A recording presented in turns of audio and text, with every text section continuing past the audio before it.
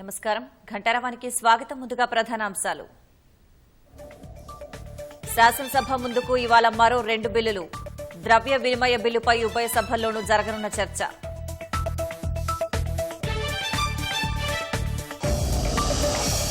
రాజ్భవన్లో నేడు బాధ్యతలు చేపట్టనున్న కొత్త గవర్నర్.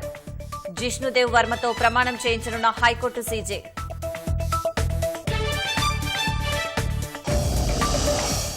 రేషన్ దుకాణాల్లో త్వరలో సన్నబియ్యం పంపిణీ. అర్హులకు కొత్త కార్డులు జారీ చేస్తామని సర్కారు ప్రకటన.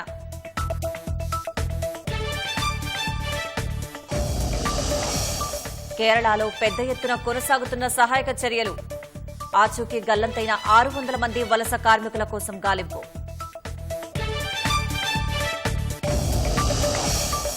హెజ్బొల్లాపై ప్రతీకార చర్యలకు దిగిన ఇజ్రాయెల్.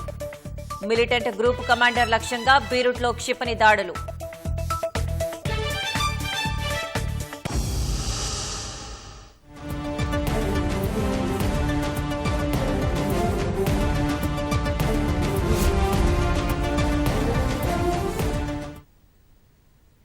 ద్రవ్య వినిమయ బిల్లుపై శాసనసభతో పాటు మండలిలో ఇవాళ చర్చ జరగనుంది.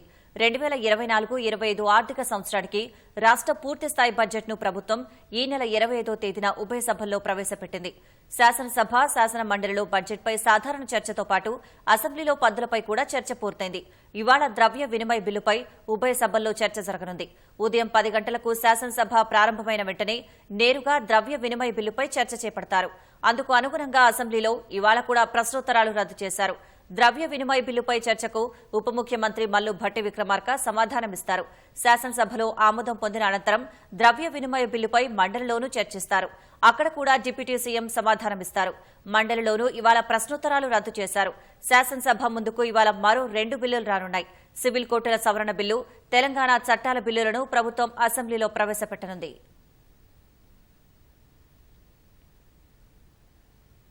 రేషన్ కార్డుల అంశంపైన మంగళవారం అసెంబ్లీలో వాడివేడి చర్చ జరిగింది. త్వరలో కొత్త రేషన్ కార్డులు ఇస్తామని, ఇందుకు సంబంధించి మంత్రివర్గ సమావేశంలో విధి విధానాలు ఖరారు చేస్తామని మంత్రి ఉత్తమ్ కుమార్ రెడ్డి ప్రకటించారు. భారా సహాయంలో ఒక్క కొత్త రేషన్ కార్డు కూడా ఇవ్వలేదన్నారు. భారా సహాయంలో కొత్త రేషన్ కార్డులు ఇవ్వలేదని నిరూపిస్తే తాను రాజీనామా చేస్తానన్న గంగుల కమలాకర్ కొత్త రేషన్ కార్డుల వివరాలు తెలిపారు. చాలా కేటగిరీగా అష్యూరెన్స్ ఇస్తున్నాను స్పీకర్ సార్. మా క్యాబినెట్ మీటింగ్లో దాని విధి విధానాలు ఫైనలైజ్ చేస్తున్నాము. రాష్ట్రంలో ఎలిజిబుల్ అందరికి కూడా, అంటే ఇప్పుడు ఉన్న వాళ్ళకి కొత్త వాళ్ళకందరికి కూడా రేషన్ కార్డ్స్ ఇవ్వబోతున్నాము. రేషన్ కార్డులు ఇవ్వబోతున్నాము. అతి త్వరలో రేషన్లో సన్న బియ్యం ఇవ్వబోతున్నాము. సన్న వడ్లు 500 రూపాయలు బోనస్కి ప్రొక్యూర్ చేయబోతున్నాం. ఆ వడ్లని మిల్లింగ్ చేసి ఆ ఫైన్ రైస్ ని రేషన్ కార్డ్ అందరికి కూడా సన్న బియ్యం ఇవ్వబోతున్నాము. మేమిచ్చే తెల్ల రేషన్ కార్డుకి క్యాబినెట్ మీటింగ్ లో సబ్ కమిటీ ఫైనలైజ్ చేసి విధి విధానాలు ఫైనలైజ్ చేస్తాము. తెలంగాణ రాష్ట్రం ఏర్పడ్డ రోజు రాష్ట్రంలో ఉన్న తెల్ల రేషన్ కార్డులు 91,68,231 కార్డులు. ఈ రోజు తెలంగాణ ఉన్న కార్డులు 89,96,000 కార్డులు. గత 10 ఏళ్లుగా కొత్త రేషన్ కార్డు ఇష్యూ విషయంలో అరాకొరా కొన్ని మీరు యాడా కొన్ని ఇచ్చిండొచ్చు, కానీ సిస్టమేటిక్ గా బీపీఎల్ ఫ్యామిలీస్ అందరినీ కవర్ చేసే ఉద్దేశంతో ఈ ఎమ్మెల్యేలు వాళ్ళందరినీ మీ ఊర్లో అడగండి, ఎక్కడన్నా 10 ఏళ్ల నుంచి కొత్త రేషన్ కార్డు ఇచ్చిండ్రా? ఇవ్వలేదు. I'm challenging sir. నేను ఒక 4.5 సంవత్సరాల నుంచి చేసిన 91 లక్ష మాత్రమే ఫస్ట్ నేను చెప్పింది సార్. సార్, సమైక్య రాష్ట్రంలో తెలంగాణ ఆంధ్ర విడిపోయినప్పుడు మనకున్న కార్డ్స్ కేవలం 54 లక్షలు మాత్రమే ఇచ్చింది sir. Sir on record sir. And national food security cards వాళ్ళు కేంద్ర ప్రభుత్వము మీకు 54 లక్షల రేషన్ కార్డ్స్ ఇస్తామన్నారు. వారేమన్నారు? 91 లక్షలు అన్నారు. కాదు సార్, తెలంగాణ గౌరవ ముఖ్యమంత్రి కేసీఆర్ గారు మీరు 54 లక్షలు ఇస్తే మా పేదలు ఏం కావాలి, స్టేట్ భరిస్తుందని చెప్పేసి ఆ రోజు 35,50,000 స్టేట్ ఫుడ్ సెక్యూరిటీ కార్డ్స్ ఇచ్చారు. 2016 నుంచి 2022 వరకు శ్రీధర్ బాబు గారు సజీవ సాక్ష్యం. 2021లో నేనే న్యూ రేషన్ కార్డు లాంచ్ చేసింది భూపాలపల్లి జిల్లా వారి కాన్స్టిట్యూన్సీలో భూపాలపల్లి జిల్లాలో భూపాలపల్లి దగ్గర నేను 2021లో 3,11,000 కార్డ్స్ ఇచ్చాము పెట్టాము. ప్రతి ఇయర్ ఇచ్చుకుంటా పోయి 6,47,000 ప్రతి సంవత్సరం ఇచ్చుకుంటా వచ్చి 20,70,000 మంది లబ్ధిదారులకు sir. This on record sir. ఇది ఫెయిల్ అయితే గిట్ట I will quit from the assembly sir. ఒక తప్పుడు విషయం సభలో మరి కేంద్ర ప్రభుత్వం 54 లక్షల కార్డు ఇచ్చిందని, ఆ తర్వాత కేసీఆర్ ఇంటర్వ్యూని అయి అడిషనల్ కార్డు ఇచ్చింది. ఇది పొరపాటు. ఈ కార్డులు గతంలో కూడా ఎగ్జిస్టింగ్ ఉన్నాయి. ఆ 35 లక్షల కార్డులు గతంలో ఎగ్జిస్టింగ్ ఉన్నాయి. దయచేసి మీరు మాజీ మంత్రి, మీకు ఈ విషయం తెలుసు. ఇది ఎందుకు మీరు హౌస్ని మిస్లీడ్ చేస్తున్నారు? ఆ 35 lakhs కార్డ్స్ గతంలో కూడా ఉన్నాయి. మీరేం కొత్తగా రెస్టోర్ చేయలేదు, కొత్త ఇవ్వలేని చెప్పి మనం చేస్తున్నారు. రాష్ట్ర కొత్త గవర్నర్గా జిష్ణుదేవ్ వర్మ ఇవాళ ప్రమాణం చేయనున్నారు. సాయంత్రం 5 గంటలకు రాజ్భవన్లో ప్రమాణ స్వీకార కార్యక్రమం జరగనుంది. హైకోర్టు ప్రధాన న్యాయమూర్తి జస్టిస్ అలోక్ అరాధే కొత్త గవర్నర్ జిష్ణుదేవ్ వర్మతో ప్రమాణం చేయించనున్నారు. ఉదయం 9:15 త్రిపుర రాజధాని అగర్తల నుంచి జిష్ణుదేవ్ వర్మ కుటుంబ సభ్యులతో కలిసి బయలుదేరి మధ్యాహ్నం 1:45 శంషాబాద్ విమానాశ్రయానికి చేరుకుంటారు. ప్రమాణ స్వీకారోత్సవానికి సీఎం రేవంత్ రెడ్డి, కేంద్ర మంత్రి కిషన్ రెడ్డి సహా రాజకీయ ప్రముఖులు హాజరు కానున్నారు. బీఆర్ఎస్ నుంచి కాంగ్రెస్ లో చేరిన ఎమ్మెల్యేలపై అనర్హతకు సంబంధించి స్పీకర్ నిర్ణయం తీసుకున్న తర్వాతే కోర్టులకు సమీక్షించే అధికారం ఉందని ఎమ్మెల్యేల తరపు న్యాయవాదులు హైకోర్టుకు తెలిపారు. స్పీకర్ నిర్ణయం తీసుకోకముందే కోర్టులు జోక్యం చేసుకోలేవన్నారు. బీఆర్ఎస్ తరపున గెలిచి కాంగ్రెస్ లోకి చేరిన ఎమ్మెల్యేలు తెల్లం వెంకట్రావు, కడియం శ్రీహరి, దానం నాగేందర్పై అనర్హత వేటు వేసేలా స్పీకర్కు ఆదేశాలివ్వాలంటూ బీఆర్ఎస్ ఎమ్మెల్యేలు పాడి కౌశిక్ రెడ్డి, కేపీ వివేకానంద, బీజేపీ శాసనసభాపక్ష నేత మహేశ్వరరెడ్డి దాఖలు చేసిన పిటిషన్లపై హైకోర్టులో విచారణ జరిగింది. స్పీకర్ నిర్ణయం తీసుకోకముందే పిటిషనర్లు కోర్టుకు వచ్చారన్నారని కడియం శ్రీహరి తరపున న్యాయవాది తెలిపారు. గతంలో పార్టీ ఫిరాయింపులు జరిగినప్పుడు 10 ఏళ్లైనా స్పీకర్ నిర్ణయం తీసుకోలేదన్నారు. చట్టసభల సభ్యుల అనర్హతపై స్పీకర్ మాత్రమే నిర్ణయం తీసుకుంటారని దానం తరపున న్యాయవాది తెలిపారు. వాదనలు విన్న హైకోర్టు తదుపరి విచారణను ఆగస్టు 1వ తేదీకి వాయిదా వేసింది. గద్దర్ అవార్డుల విషయంలో ప్రభుత్వ ప్రతిపాదనలపై చిత్రసీమ నుంచి స్పందన లేదన్న సీఎం రేవంత్ రెడ్డి వ్యాఖ్యలపై మెగాస్టార్ చిరంజీవి స్పందించారు. గద్దర్ అవార్డుల ప్రతిపాదనను తెలుగు ఫిలిం ఛాంబర్ నిర్మాతల మండలి ముందుకు తీసుకెళ్లే బాధ్యత తీసుకోవాలని సూచించారు.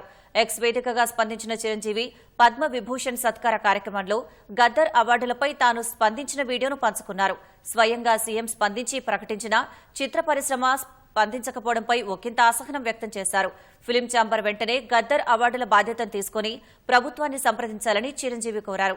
రవీంద్ర భారతిలో జరిగిన విశ్వంభర పురస్కార వేడుకలో గద్దర్ అవార్డు విషయాన్ని సీఎం ప్రస్తావిస్తూ అసహనం వ్యక్తం చేశారు.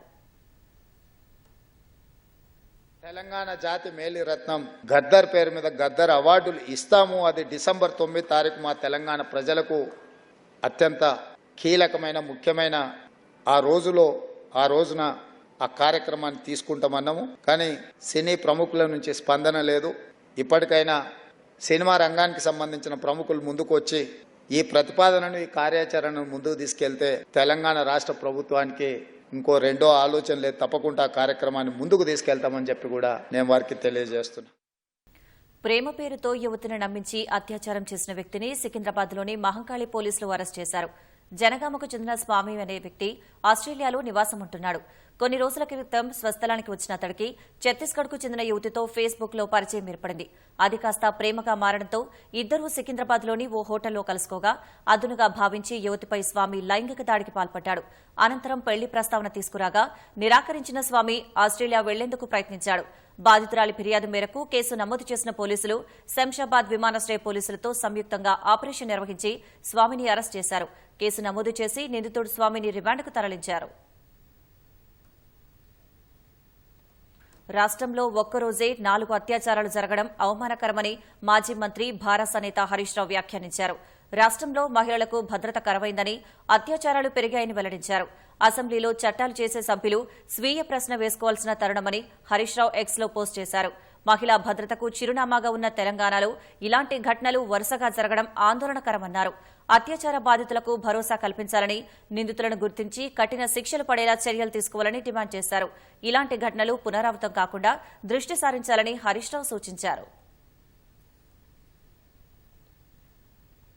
సోదరికి నగదు ఇచ్చేందుకు వెళ్తుండగా బస్సులో డబ్బు చోరీకి గురైంది. ఉన్నదంతా ఊడ్చి తీసుకెళ్తుంటే నిందితులు మస్కా కొట్టి 36 లక్షలు కొట్టేశారు.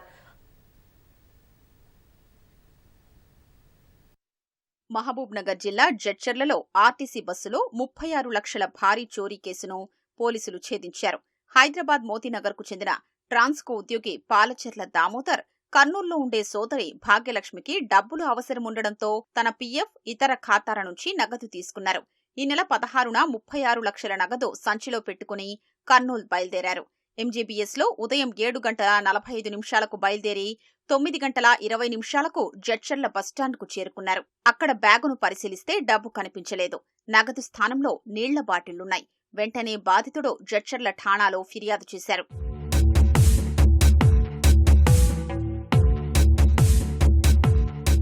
భారీ చోరీ కేసును పోలీసులు సవాల్గా తీసుకున్నారు.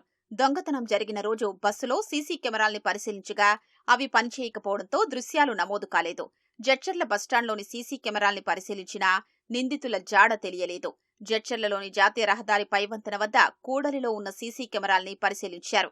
బాధితుడు వచ్చిన బస్సులోనే వచ్చిన 2 అనుమానితులు బస్టాండు రాకముందే దిగిపోయినట్లు గుర్తించారు. వారిపై అనుమానంతో హైదరాబాద్ ఎంజీబీఎస్ లోని సీసీ కెమెరాలు పరిశీలించగా అక్కడ నిందితుల కదలికలు, బస్సులో ఎక్కిన దృశ్యాలు నమోదయ్యాయి. నిందితులు ఎవరు, జడ్చర్ల నుంచి ఎక్కడికి వెళ్లారు అనే కోణంలో పోలీసులు 2 వారాలు గాలించి ఎట్టకేలకు అదుపులోకి తీసుకుని వారిని అరెస్టు చేశారు. సీసీటీవీ కెమెరాస్ ని ఫాలో చేసుకుంటూ పోతే మాకు కొంత టెక్నికల్ ఎవిడెన్స్ కూడా దొరకడం జరిగింది. ఆ టెక్నికల్ ఎవిడెన్స్ ప్లస్ ఈ సీసీటీవీ కెమెరాల ఫుటేజ్ యూజ్ చేసుకుని మేము ఒక 3 మెంబర్స్ ని యూపీ ఉత్తరప్రదేశ్ బిజ్నూరు డిస్టిక్ లో 28 రోజు సాయంత్రం 6 o'clock అరెస్ట్ చేయడం జరిగింది. ఆ ముగ్గురు ఎవరంటే సత్తార్, ఇంకొకతను షారుఖ్, ఇంకొకతను వచ్చేసి దిల్షాద్ అహ్మద్. వీళ్ళు ముగ్గురు కూడా యూపీ స్టేట్ కి చెందిన బిజ్నూర్ డిస్టిక్ వాళ్ళు. వీళ్ళ మీద అంతకుముందు కూడా 2008లో అఫ్జల్గంజ్లో కేసులు ఉన్నాయి. సేమ్ ఇదే బ్యాగ్ లిఫ్టింగ్ అన్నమాట. ఇది బస్సులో ఎవరైతే ఎక్కిన తర్వాత వాళ్ళ దగ్గర ఏమైనా క్యాష్ ఉన్నాయనేసి వెరిఫై చేసుకుని కామ్గా ఆ డబ్బు సంచి తీసేసుకుని ఆ బస్టాండ్ రాకముందే దిగి వెళ్లిపోతారు. వీళ్ళ ఎంబో అది. నిందితుల్ని అరెస్ట్ చేసిన పోలీసులు బిజ్నూరు సీజేఎం కోర్టులో ప్రవేశపెట్టి ట్రాన్సిట్ వారెంట్తో జడ్చర్లకు తీసుకొచ్చారు. మనం ఈ ముగ్గురిని అరెస్ట్ చేసి టోటల్ క్యాష్ వచ్చేసి మనకు 36 lakhs లో వీళ్ళు కొంత వాడుకోగా 29,25,000 మనం రికవరీ చేయడం జరిగింది. మిగిలిన 75,000 వీళ్ళు ఇక్కడ షెల్టర్ తీసుకోవడం జరిగింది హైదరాబాద్లో పహాడీ షరీఫ్ ఏరియాలో. అక్కడ వాళ్ళకి తెలిసిన వాళ్ళకి ఒక 75,000 ఇచ్చి మళ్ళీ వస్తామని చెప్పి వెళ్ళడం జరిగింది. ఫర్దర్ కస్టడీకి తీసుకొని ఈ 75,000 కూడా మేము నెక్స్ట్ రికవరీ చేస్తాం. మొత్తం కేసును ఛేదించడంలో సీసీటీవీ దృశ్యాలే కీలక భూమిక పోషించాయి. అందుకే ప్రజలు కమ్యూనిటీ సీసీటీవీల ఏర్పాటుకు ముందుకు రావాలని ఎస్పీ జానకి విజ్ఞప్తి చేశారు. స్వల్ప వ్యవధిలోనే నిందితుల్ని పట్టుకున్న పోలీసు సిబ్బందికి ఎస్పీ జానకి రివార్డులు ప్రకటించారు. కంచే చేను మేసిందన్న చందంగా రక్షణ కల్పించాల్సిన పోలీసులే నేరస్తులతో చేతులు కలిపారు. కాసులపై కక్కుర్తితో ఉద్యోగ ధర్మాన్ని మరచి అడ్డదారి తొక్కారు. సెల్ ఫోన్లు కొట్టేసే అంతరాష్ట్ర దొంగల ముఠాతో దోస్తీ చేస్తూ వారికి సహకరిస్తున్నారు. దేశంలోని ప్రధాన నగరాన్ని లక్ష్యంగా చేసుకుని ఫోన్ల చోరీలకు పాల్పడుతున్న 9 మంది అరెస్ట్ చేయగా అందులో 3 పోలీసులే ఉండడం విస్తుగొలుపుతోంది.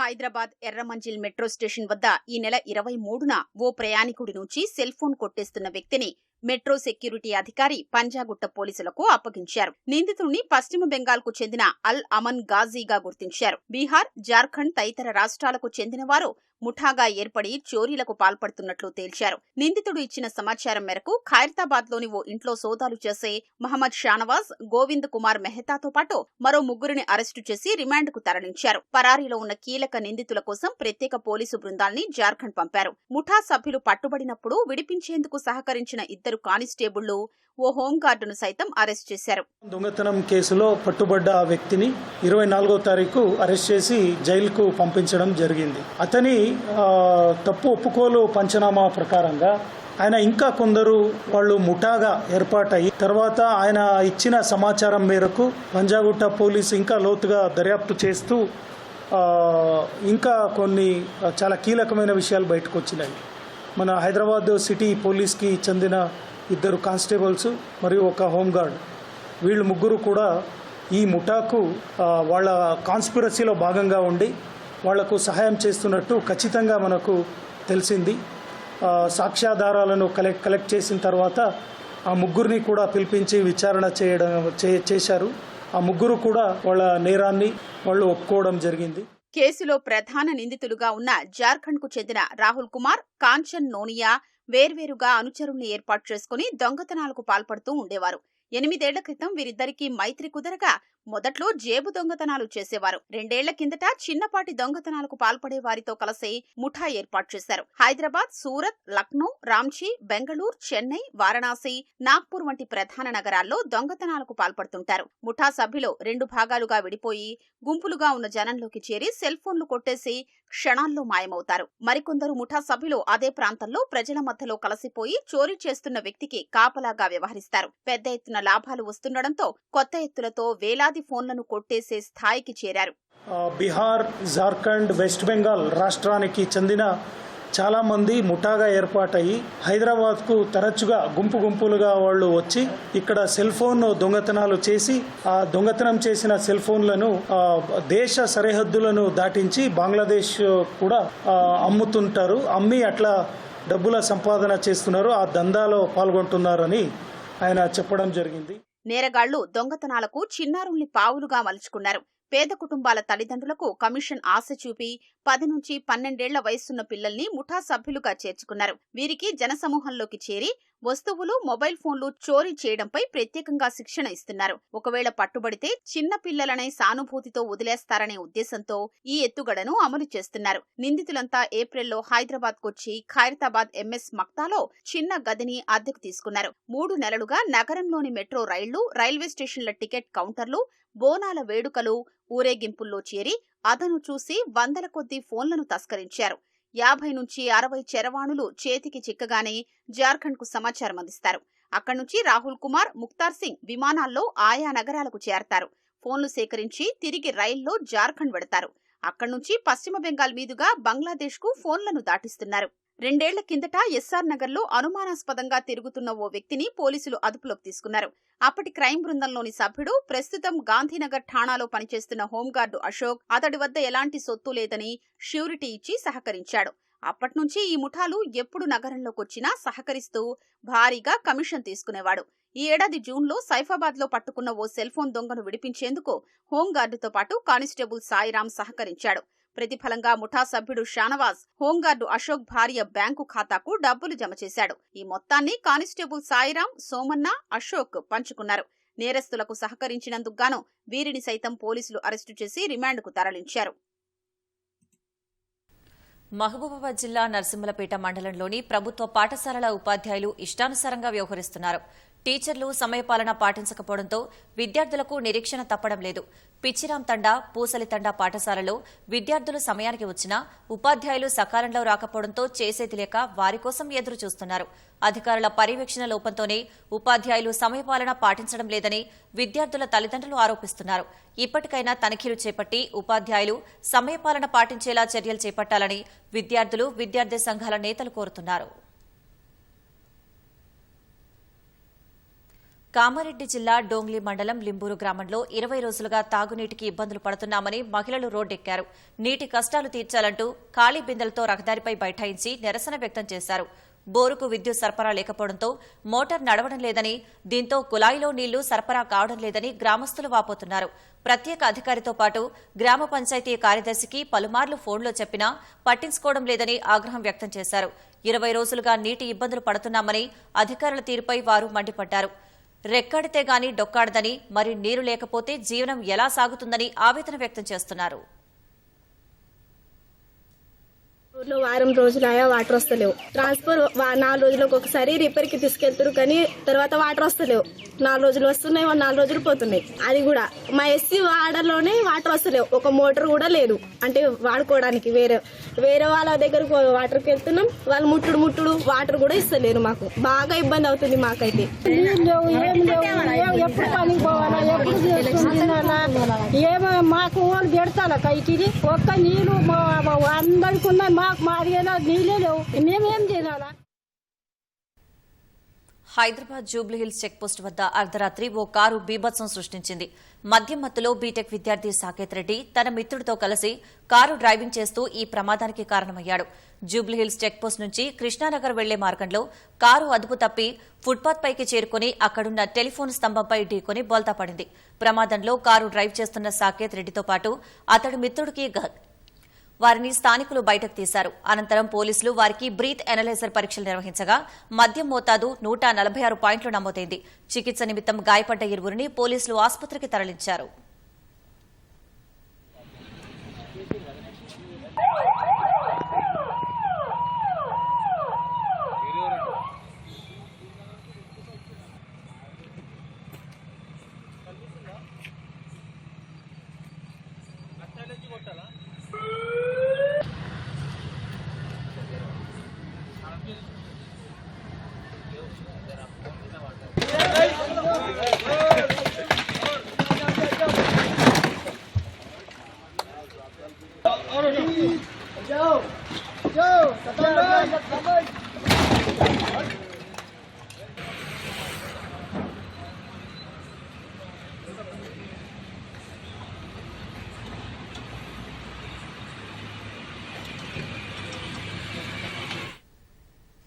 కేరళలోని భారీ వర్షాలకు కొండ చర్యలు విరిగిపడ్డ దుర్ఘటనకు సంబంధించి పెద్ద ఎత్తున సహాయక చర్యలు జరుగుతున్నాయి. భారీ ఇంజనీరింగ్ పరికరాలతో పాటు త్రివిధ దళాలకు చెందిన విపత్తు నిర్వహణ బృందాలు రంగంలోకి దిగాయి. 600 మంది వలస కార్మికుల ఆచూకీ లేదు. అరేబియా మహాసముద్రం వేడెక్కడం వల్ల ఏర్పడిన డీప్ క్లౌడ్ వ్యవస్థ కారణంగా తక్కువ సమయంలో అతి భారీ వర్షాలు కురిసే ప్రమాదముందని వాతావరణ విభాగం అప్రమత్తం చేసింది. కేరళలోని వయనాడ్ జిల్లాలో కొండ చర్యలు పెనుబీభత్సం సృష్టించిన ప్రాంతంలో పెద్ద ఎత్తున సహాయక చర్యలు కొనసాగుతున్నాయి. ఢిల్లీ, బెంగళూరు, తిరువనంతపురం నుంచి భారీ ఇంజనీరింగ్ పరికరాలతో పాటు డాగ్ స్క్వాడ్లను విమానాల ద్వారా తరలించారు. త్రివిధ దళాలకు చెందిన విపత్తు నిర్వహణ బృందాలు, వైమానిక దళానికి చెందిన హెలికాప్టర్లు సహాయక చర్యల్లో పాల్గొంటున్నాయి. 110 అడుగుల బెయిలీ వంతెనను ఢిల్లీ నుంచి విమానం ద్వారా ఘటనా స్థలానికి తరలించారు. నౌకాదళం జిల్లా యంత్రాంగాన్ని సమన్వయం చేసుకుని బాధితులకు ఆహారం, తాగునీరు, ఇతర అత్యవసర వస్తువుల్ని పంపిణీ చేసింది. కేరళ సీఎం పినరయి విజయన్ నేతృత్వంలో జరిగిన ఉన్నత స్థాయి సమావేశం సహాయక చర్యల్ని సమీక్షించింది. విపత్తు నిర్వహణ సంస్థ కార్యాలయంలో జరిగిన ఈ భేటీలో కేంద్ర, రాష్ట్ర విపత్తు ప్రతిస్పందన దళాల మోహరింపు, ఆరోగ్యం, భద్రత, సహాయ శిబిరాల్లో సౌకర్యాలపై చర్చించారు. భారీ వర్షాల ముప్పు పొంచి ఉన్న నేపథ్యంలో తీసుకోవలసిన ముందస్తు చర్యలపై ఉన్నతాధికారులకు దిశానిర్దేశం చేశారు. వయనాడ్లోని 45 పునరావాస కేంద్రాల్లో 3069 మంది ఉన్నారని, 5 మంత్రులు సహాయక చర్యల్ని సమన్వయం చేస్తున్నారని సీఎం చెప్పారు. సీఎం సహాయ నిధికి పెద్ద ఎత్తున విరాళాలు అందుతున్నట్లు తెలిపారు. వయనాడ్లో 2 రోజులు సంతాప దినాలుగా ప్రకటించారు. వయనాడ్ జిల్లాలో భారీ వర్షాలకు మంగళవారం తెల్లవారుజామున మెప్పాడి సమీపంలో కొండ చర్యలు విరిగిపడి 123 మంది మృతి చెందారు. మరో 128 మంది గాయపడగా వారిలో కొందరి పరిస్థితి విషమంగా ఉన్నట్లు వైద్యులు తెలిపారు. కాఫీ, తేయాకు, యాలకుల తోటల్లో పనిచేస్తున్న 600 మంది వలస కార్మికుల జాడలేదు. కొండ చర్యల శిథిలాల కింద మరికొందరు చిక్కుకుని ఉంటారని అనుమానిస్తున్నారు. అరేబియా మహాసముద్రం వేడెక్కడం వల్ల ఏర్పడిన మేసోస్కేల్ డీప్ క్లౌడ్ వ్యవస్థ ప్రభావంతో తక్కువ సమయంలో కేరళలో అతి భారీ వర్షాలు కురుస్తాయని వాతావరణ విభాగం హెచ్చరించింది. కొండ చర్యలు విరిగిపడే ప్రమాదముందని, ప్రజలు జాగ్రత్తగా ఉండాలని అప్రమత్తం చేసింది. వయనాడ్, కోజికోడ్, మలప్పురం, కాసర్గఢ్, కన్నూర్ జిల్లాలకు రెడ్ అలర్ట్, పథనంతిట్ట, అలప్పుజ, కొట్టాయం, ఇడుక్కి, ఎర్నాకుళం, త్రిశూర్, పాలక్కడ్ జిల్లాలకు ఐఎండీ ఆరెంజ్ అలర్ట్ జారీ చేసింది. తమ కులం ఏమిటో తెలియని వారు కులగణన గురించి మాట్లాడుతున్నారని కాంగ్రెస్ అగ్రనేత రాహుల్ గాంధీని ఉద్దేశించి బీజేపీ ఎంపీ అనురాగ్ ఠాకూర్ సభలో చేసిన వ్యాఖ్యలు తీవ్ర దుమారం రేపాయి. కాంగ్రెస్ ఎంపీలు సభ మధ్యలోకి దూసుకెళ్లారు. అనురాగ్ వ్యాఖ్యలకు దీటుగా బదిలిచ్చిన రాహుల్ వెనకబడిన వర్గాల వారి కోసం పోరాడే వారికి అవమానాలు తప్పవన్నారు. ఎంత దుర్భాషలాడినా, అవమానించినా తన పోరాటం ఆగదన్నారు. కులగణన బిల్లును లోక్సభలో ఆమోదింప చేసుకుంటామని రాహుల్ ధీమా వ్యక్తం చేశారు. రాహుల్ కులంపై బీజేపీ ఎంపీ అనురాగ్ చేసిన వ్యాఖ్యలను రికార్డుల నుంచి తొలగిస్తున్నట్లు ప్యానెల్ స్పీకర్ జగదాంబికా పాల్ చెప్పారు. అనురాగ్ వ్యాఖ్యలను కాంగ్రెస్ తిప్పికొట్టింది. గాంధీ కుటుంబం కులం పేరు త్యాగమని పేర్కొంది. ఈ విషయాన్ని బీజేపీ ఎప్పటికీ అర్థం చేసుకోలేదని కాంగ్రెస్ అధ్యక్షుడు మల్లికార్జున ఖర్గే సామాజిక మాధ్యమం ఎక్స్లో పోస్ట్ చేశారు. కేంద్రంలో బీజేపీ నేతృత్వంలోని ఎన్డీఏ ప్రభుత్వం విపక్షాల గొంతు నొక్కేందుకు యత్నిస్తోందని ఇండియా కూటమి నేతలు ఆరోపించారు. ఢిల్లీ సీఎం కేజ్రీవాల్ ఆరోగ్యం క్షీణిస్తున్న దృష్ట్యా ఆయన్ను వెంటనే విడుదల చేయాలని డిమాండ్ చేశారు. మంగళవారం ఢిల్లీలోని జంతర్ మంతర్ వద్ద వారంతా నిరసన ప్రదర్శన నిర్వహించారు. నియంతృత్వం నశించాలని నినదించారు. ఆప్ నేతలు కేజ్రీవాల్, మనీష్ సిసోడియా, సత్యేంద్ర జైన్లను కేంద్రం కుట్రలో భాగంగానే జైలుపాలు చేసిందని సిపిఐ ఎంఎల్ లిబరేషన్ నేత దీపాంకర్ భట్టాచార్య ఆరోపించారు. ఢిల్లీ ప్రభుత్వ పనులకు కేంద్రం అడ్డుపడుతూ ఉండడం వల్ల ఇటీవలి వర్షాల్లో 3 సివిల్ సర్వీస్ విద్యార్థులు బలయ్యారన్నారు. బీజేపీ అధికారంలోకి వచ్చాక ప్రజాస్వామ్య నిర్వచనమే మారిపోయిందని సిపిఐ ప్రధాన కార్యదర్శి డి రాజా ఆరోపించారు. లెబనాన్పై ఇజ్రాయెల్ ప్రతీకార దాడులకు దిగింది. బీరూట్లోని ఓ సీనియర్ హెజ్బొల్లా కమాండర్ ఫాద్ షుక్రును లక్ష్యంగా చేసుకుని డ్రోన్ దాడి చేసినట్లు తెలుస్తోంది. హరైత్ హీక్రేలోని హెజ్బొల్లా షురూ కౌన్సిల్ పరిసరాల లక్ష్యంగా ఇజ్రాయెల్ దాడి జరిపినట్లు లెబనాన్ ప్రభుత్వ వార్తా సంస్థ తెలిపింది. ఘటనలో ఒకరు చనిపోయారు. అయితే హెజ్బొల్లా కమాండర్ పరిస్థితి ఏమిటనే వివరాలు తెలియాల్సి ఉంది. ఈ దాడిలో అపార్ట్మెంట్తో పాటు అనేక భవనాలు ధ్వంసమయ్యాయి. ఓ ఆసుపత్రి కూడా దెబ్బతింది. పేలుడు ధాటికి వీధులు, కాంక్రీటు శిథిలాలు, గాజు ముక్కలతో నిండిపోయాయి. ఇజ్రాయెల్ చివరగా బీరూట్ను లక్ష్యంగా చేసుకుని జనవరిలో దాడులు చేసింది. ఆ దాడిలో హమాస్ ప్రతినిధి సలేహ్ రౌరీ మరణించారు. 2 రోజుల క్రితం ఇజ్రాయెల్లోని ఓ ఫుట్బాల్ మైదానంపై జరిగిన క్షిపణి దాడిలో 12 మంది మరణించారు. ఆ దాడి హెజ్బొల్లానే చేసినట్లు ఆరోపించిన టెల్ అవీవ్ తాజా ప్రతీకార దాడులకు దిగింది.